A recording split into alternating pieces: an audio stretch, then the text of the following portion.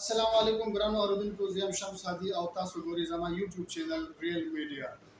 بیګا زما د سترګو د وړاندې یو داسې ویډیو تیره شوه چې په هغې کې یو پنجپیری عالم ډېر بکواس کړی دی او ډېرې غلطې خبرې زموږ تبلیغیان وروڼو پسې کړي دي. هغه ویډیو زه تاسو سره شیر کوم او ولې تاسو واورئ. ما به ګپ ګڼو کله چې را باندې په خپل رالم هو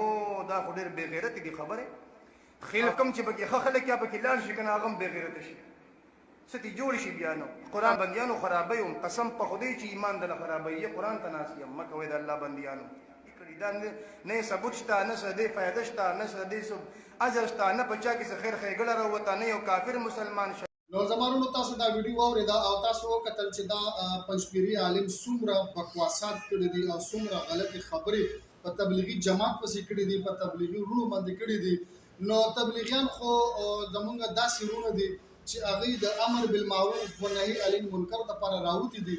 د سنت رسول صلی الله علیه وسلم باندې عمل کوي او خلک د غلط لارې نه بچ کوي او په نیکه لار باندې راړي. دا د هغې یو پروګرام دی د هغې یو مقصد دی بغیر د څه مفاد نه هغې صرف د الله د رضا دپاره خپل مال خرچه کوي خپل وخت خرچه کوي خپل بچي پریښي خپل کار روزګار یې پریښي او ستاسو د اصلاح دپاره هغوی د کمو ځایونو نه د لرو ځایونو نه هغوی راغلي چې زموږ دا مسلمانان وروڼه چې کوم بېدینه شوي دي د الله نه لرې شوي دي د الله د لارې نه بیرته شوي دي نو د هغوی کوشش دی چې هغوی په هغوی پسې ګرځي او هغوی ته د الله پیغام رسوي د الله دعوت کوي د نبي علیه السلام پیغام رسوي چې تاسو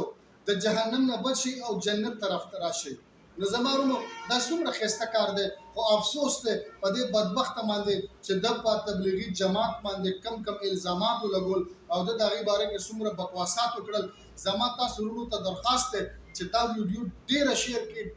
کړئ چې دې عالم ته ورسي او دی توبهګار شي او دی په دې خپلو خبرو باندې پښیمانه شي او دی توبه وباسي او د تبلیغي جماعت نه معافي وغواړي.